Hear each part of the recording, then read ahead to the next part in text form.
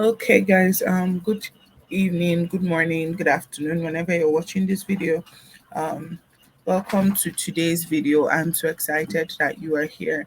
So I want to know, how has the first 2 days been for you? How has it been? Ups and downs, questions, answers.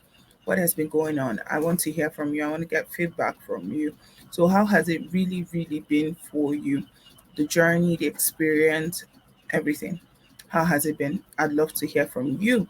And that's the first thing that I want us to talk about. So take a minute and tell me. If you need to pause the video and respond to me, please do. I would love to hear from you. So, once again, today is day 3, and today we're talking about leveling up relationally. Leveling up relationally. Okay, so Proverbs chapter 18, verse 24, the American Standard Version says, "He that maketh many friends doeth it to his own destruction, but there is a friend that sticketh closer than a brother." I would love to invite you to take your time and go through different translations and see how they talk about that scripture. So you can check the message, the Passion Translation, and all of that, and just see the interpretation. And if you can, read the whole scripture of Proverbs 18 so that you could get context for what the scripture is talking about. And so relationships are a non-negotiable commodity in leveling up because we rise and fall based on those around us. We rise and fall based on our relationships. And so the need to identify the right people needed in our lives and to partner with them is very necessary in our level up journey.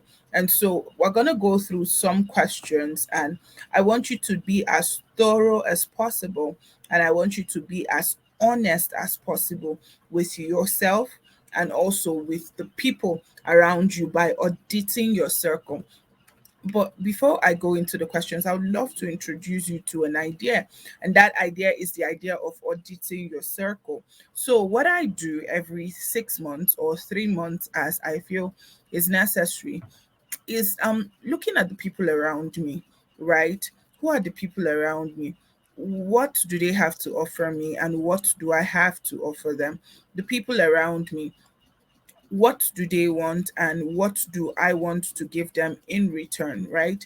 The people around me, what investment are they making in my life, and what has changed? Is anybody getting better? Is anybody getting worse? Is anybody making me better? Is anybody making me worse? When I ask myself these questions, I write out everybody in my life, right? Friendships, romantic relationship, family, because sometimes you need to give some distance from some family members. And on one of the days we're going to talk about leveling up with our families, and that's quite an exciting topic for me, because and a very exciting conversation actually. So I want you to begin to now ask those questions. What am I doing differently that I shouldn't be doing? What should I be doing that I'm not doing? Who are the people that I need now that are not there, and how do I gain access to them? Because one of the things with leveling up is that the first thing that changes when we desire to level up is our language. Your language will change, how you speak will change. So instead of saying I cannot afford this, your language can now change to um I may not be able to afford it yet, but I will look for other avenues to enable me the same privilege, either by service or by showing interest in desiring to grow or desiring to maximize this opportunity. You see, the perspective is different. Instead of just concluding, I don't have the money to pay for this course, you can find other avenues. So you can say, okay, you can go to the person and say, can I be an affiliate marketer? If I bring you 3 buyers for this course, then maybe you can give me access to this course because I need this course, right? Or you can say, oh, can I be can I do something for you in exchange? Can I intern with you in exchange for an opportunity to learn the course or to be a part of the course? You see, when you learn like this, when you ask questions like this, you now put yourself in that position of thriving, of winning, of seeing better results actually, because your results is limited to your ability to produce. Anyways, or to invest, sorry, to invest. So when we invest, then we're ready for results. So let's go through the questions. I just thought to communicate that with you, and maybe that will help somebody. If that helped you, let me know in the chat. I'm in the chat looking at your responses and all of that. So let's go. Leveling up relationally. First of all, you must ask yourself, what are the relationships that you need in your life right now, and what relationships should you let go of, and what is your why? What is your why to let go of those relationships? You don't just let go of relationships because they are no longer beneficial to you. You must ask yourself, why did they stop being beneficial? Did my expectations change? Did what I'm looking for change? You understand? You must ask yourself questions, because if we let go of relationships when it's no longer beneficial to us, then it would become a parasitic lifestyle where you're living off the energy of another person, and that in itself is dangerous. Number two, who are the top five people closest to you, and what are their roles in your life? So if you're married, your spouse could be in here. If you're very close to your parents, they could be in there. And then your closest friends, and are there any noted deficiencies in your expectations for them? So many times we have expectations for people and they tend to fall short sometimes, and sometimes it's not their fault that they fall short. They fall short because of a lack of communication of that expectation. So when I do not communicate what I really want from you, whatever you give to me looks good. When I do not communicate what I truly desire from you, whatever it is that you throw my way, it's like scraps, and I just have to pick it up and maximize it the way that it is. So what are any deficiencies? And the reason why you note those deficiencies is so that you can see where there are communication gaps, right? So if it's a spouse, you can say, I'd like us to spend more time together. I feel like we do not spend enough time together. And so you can say something like, okay, how about at dinner time, when we're both sitting on the dining table, no food, no, sorry, no phones, we would pay attention to each other so that we can talk to each other.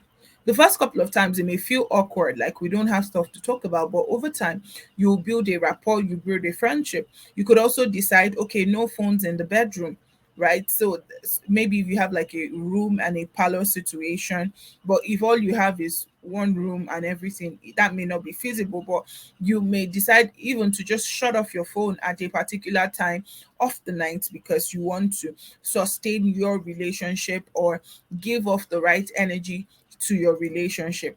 The next question is, what are your current emotional needs, and who are the people that you need to meet them? So for example, I may be going through betrayals. I may have gone through a lot of betrayals from people around me. One of the things that I would do naturally is to, I need that closeness this season. I may need that closer relationship. I may need to continue being affirmed to people. So your emotional need may be affirmation.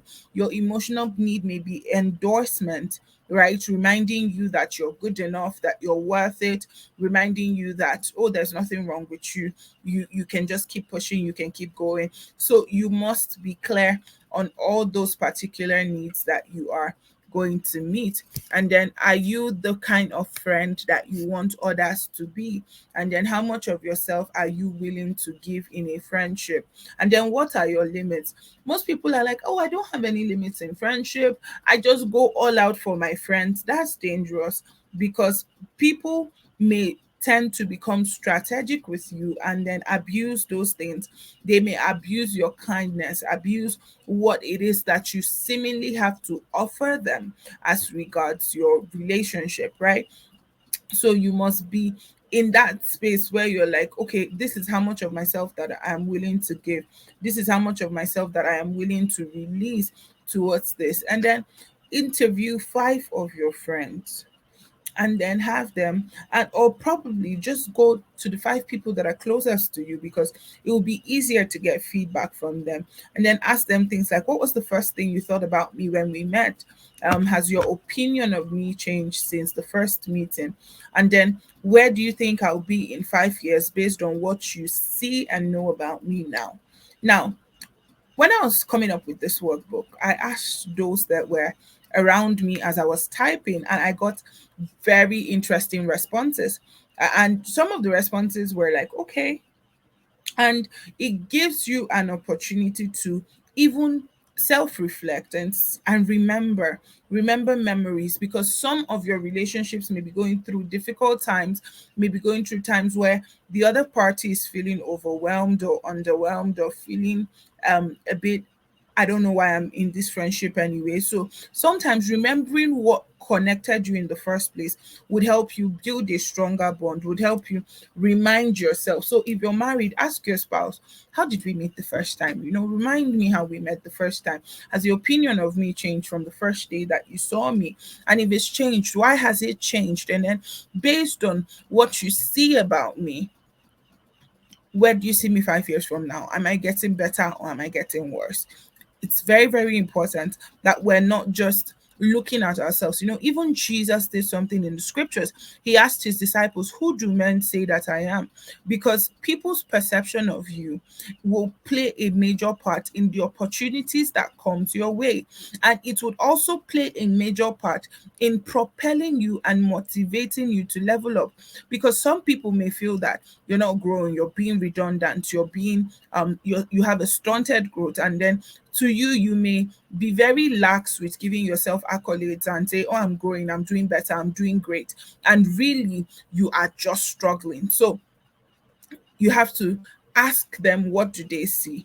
And please do not ask people that have a history of hurting you.